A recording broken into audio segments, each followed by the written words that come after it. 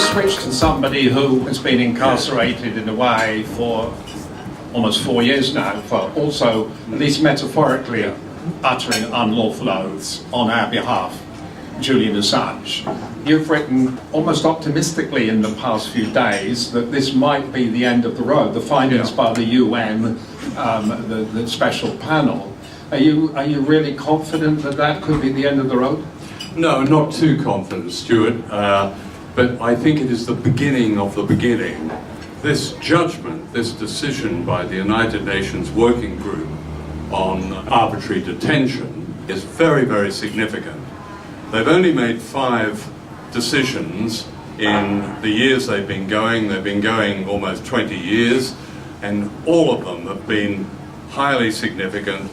The decision has been adhered to by most of the governments of the world. They made Aung San Suu Kyi the celebrated dissident in many ways, that she wasn't before their judgment, although they didn't change the mind of the dictatorship in Burma. They stood up for a Washington Post reporter in Iran who was detained. They stood up for Ibrahim, the opposition leader of Malaysia, and so on. So it's very significant. And what was also significant was the reaction of particularly the British government. This thug, and I think thug is the proper word for the present Foreign Secretary, who came out and described the decision as ridiculous. Now, this is someone whose government has supported every decision made by the working group, who contributed considerably to the evidence of the working group, who went along with it, although they tried to pressure the decision when they knew it was going to go against them. So no, they don't have, the UN doesn't have the power to go and free Julian from the Ecuador embassy in London, but things move even at a glacial pace. The British government cannot ignore this, and I think it is the beginning of a deal being done. There's a vacuum. What great states, great imperial states hate is a vacuum, and a vacuum exists right in the heart of London, next to Harrods. They've got somebody there who has defied them, who is a fully credited dissident. He has the world virtually officially now on his side. They will have to resolve it.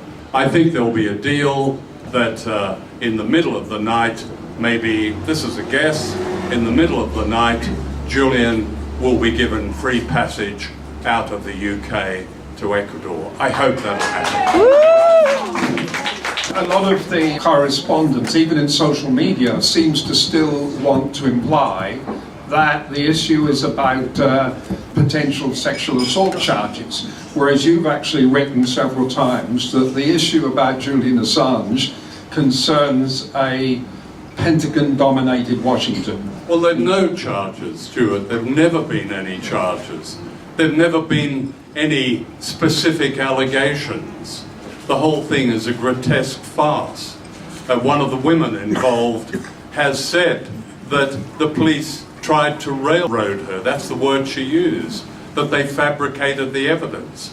Neither of them said there was any rape, and the first prosecutor made it very clear, and I can't quote her exactly, but she said words to the effect, there is no evidence whatsoever of any rape, and she dismissed it. She was the chief prosecutor in Stockholm. In comes the second prosecutor, brought in by a politician, a very ambitious politician. This prosecutor has succeeded in installing this case and almost putting it in a freezer for the last 5 years. She's refused to interview Julian. She refused to interview him. He hung around in Sweden for 5 weeks. And she refused to interview. Then he asked her permission. Please, can I go to London because I have to release the Iraq war logs and the Guardian. They gave him permission. The moment he arrived in London, there was an Interpol red alert for him. I mean, there is the dreadful expression, you couldn't make it up, but there is a lot about this that you couldn't make up. And then she's under Swedish regulations, she's meant to interview this person, again who's been charged with nothing. There's every facility in London for her to interview Julian, and she's refused to. So the sexual, so-called sexual misconduct side of this has been an absolute gift to the propagandists. The media has played the most pernicious role in smearing Julian Assange. Even the paper that printed quite a lot of the Wikileaks disclosures, the Guardian newspaper, has run virtually a vendetta over the years against Julian. What this is about is a whistleblower. The administration in the United States, the Obama administration, has conducted a war on whistleblowers. Unlike any other administration, George W. Bush didn't pursue a single significant whistleblower. He could have, but he didn't.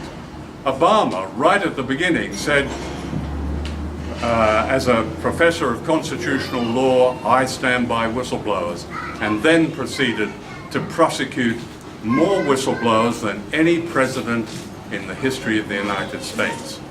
Julian and Wikileaks, Edward Snowden and others are regarded as enemies in a Washington that is dominated by the Pentagon, by the military. That's what this is about, and an indictment has been brought down, a secret indictment has been brought down in Alexandria, Virginia, that is waiting for Julian. They've had to concoct a prosecution because, as Obama himself has pointed out, under the US Constitution, whistleblowing is perfectly legal. In fact, it's protected. My name is Linda Pearson. I just wanted to ask you something about WikiLeaks. So thanks for being such a strong supporter of both Julian Assange and WikiLeaks. I think Julian particularly needs strong voices like yours in the public eye now. But yeah, I also think that sometimes the Julian Assange story is in danger of eclipsing the actual material which WikiLeaks has released. So I just wondered, as an investigative journalist, how that material has helped you, and maybe what you think are the most significant releases, and maybe what you think is the significance of the organisation in general. Right. I think that the Julian Assange story is only in danger of eclipsing WikiLeaks, and I don't think it is, because of that he has been so attacked, and he has been attacked because of WikiLeaks, and that's. I think WikiLeaks is probably the most significant. The arrival of WikiLeaks is probably the most significant development in the dissemination of free information and of journalism that I can remember. And that's why he got into trouble. That's why Julian Assange got into trouble. That's why he excited so much jealousy among those paid to set the record straight, i.e. journalists, who haven't been doing that. WikiLeaks, to use the language of journalism, produced more scoops in a few months than all of them did in a lifetime. He told, WikiLeaks told us, or began to tell us, how our government lies to us in private, how it takes us to wars based on lies, and much more.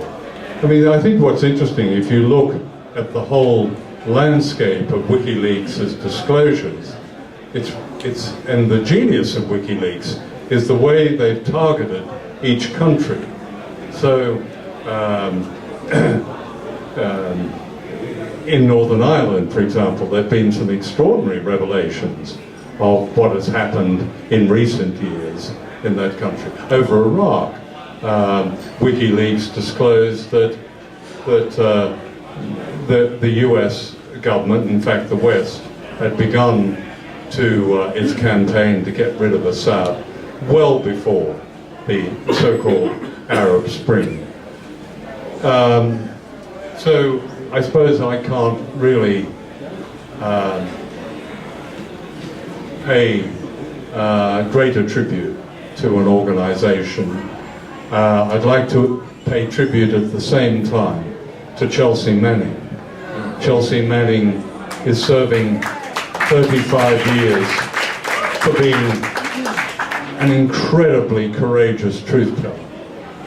And they tried their best to get Chelsea to implicate Julian Assange, and actually failed. They said that at Chelsea's trial. We've tried and we failed because Chelsea wouldn't play their game. So, you know, there's some amazing human beings that have cropped up in our sights in recent years, haven't there? And those two are two of them.